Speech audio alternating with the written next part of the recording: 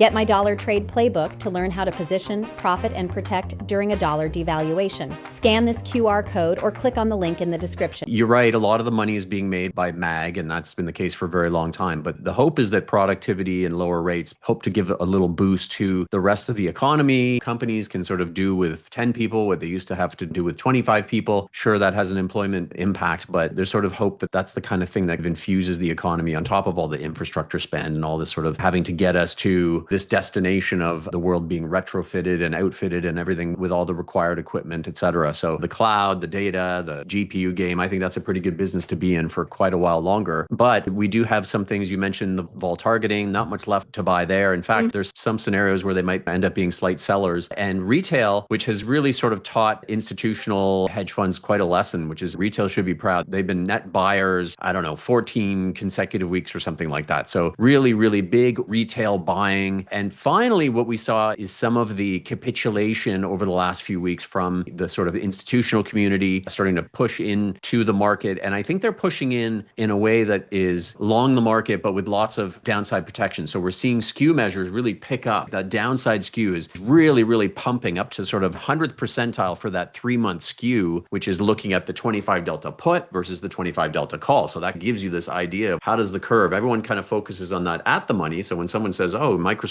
trades at a 25 implied volatility, that doesn't really give you the out of the monies. Sometimes the out of the monies give you that extra little bit of intelligence, of nuance that you want, because it kind of gives you an idea. The at the money sort of tells you, well, this is what the market feels. Doesn't feel like anything's going to happen. But what if we're wrong? The skew plays the what if we're wrong card. And so right now we're seeing that downside skew very, very steep again. So it feels like people are getting into the market either with upside calls or stock or maybe stock replacement type call strategies, which I'm a huge fan of. By the way, I've been doing tons and tons of those over the last few months as a way to take part in some of these moves, but just have a little bit less skin in the game. Even as bullish as I've been, I find that's a very capital efficient way to do it. But they're doing this with protection. So what happens is the upside is actually kind of getting cheap again. So if we're going to continue to get that melt up, upside calls are starting to look a little bit interesting again. But having said that, I think you're right. I think we've sort of had this exhaustive move that is kind of typical of summer. Like, so if everybody's looking at this going, oh, we just moved up 800 points in a straight line. Well, we're going to do another 800 points now. It probably isn't going to be nice and clean and tidy like that. It'll probably be like, wow, like a day like today, oh, we're breaking out again. And then we'll maybe get a pullback and it'll be just maybe a little bit messy for a month and a half, exhaust people a little bit, and then back to the races, I think. But they certainly aren't shy about getting into some names like Reddit, which I've really liked, $120 not long ago. Now it's $212. So they're really reevaluating how they think about certain companies. Is this company going to be able to survive and even thrive in this new world? And so maybe for MAG, it's going to be, well, what have you done for me lately? The usual sort of stuff, which is they do fine generally because they hold all the cards in terms of data and cloud and all these ecosystems that they have. But the rest of the economy is kind of like, are you doing it right? Are you on board? So it's going to be a very, very interesting time. When it comes to the migration of following momentum stocks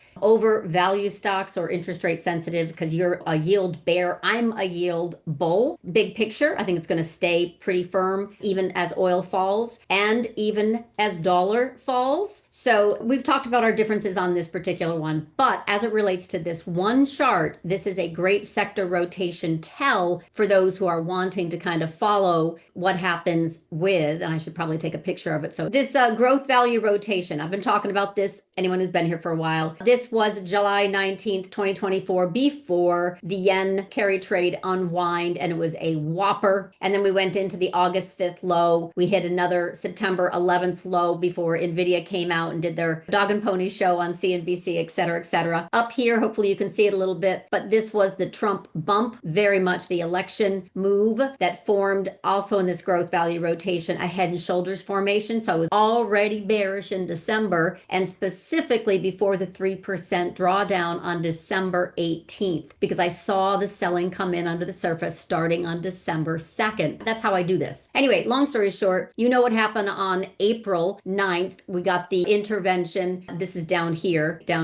And that came in, and basically the rest as we know it is policy intervention, which was Trump. And this growth move. Remember, this is a growth scare. This is a growth scare. Tariffs, by the way. This is not just Trump coming in and the bump turns into thump. It's also Trump tariffs, and no longer the dollar is exceptional because it's part of the policy to devalue the dollar in order to hold assets higher and make an advantage for U.S. exporters and to make it harder for U.S. importers, and also tariffs on U.S. importers. It's like a triple whammy, and consumers spend less on U.S. imports because it's more expensive. So anyway, the point is this is now still in growth rotation. And one of the reasons why I can't be trend short or swing short, but I've also warned once we get into this overbought level, I'm going to be looking for a reversal. So I am not talking about last week when I said, do not forget to hedge. This is a short duration call, especially with NFP. Just, it all worked. But the point is, once this rotation starts to form a pattern and roll over, we have a durable swing short that lasts several weeks. And it can last several months. This one was only a month before it hit oversold August 5th. You were running the trading room. I was on vacation. VIX hit 65. So we're in this upper, it's not rarefied air, but it's definitely extended, but it has formed no reversal pattern. So I'm still going to be focused on that type of interruption of the bullish growth rotation. Join Samantha and Hans at the next Macro to Micro Options Power Hour held each Wednesday at 4 p.m. Eastern Time. Registration is free. Scan this QR code or click on the link in the description. Watch the full Options Macro to Micro Power Hour episode by clicking on the video here and subscribe to LaDucTrading YouTube channel for more content.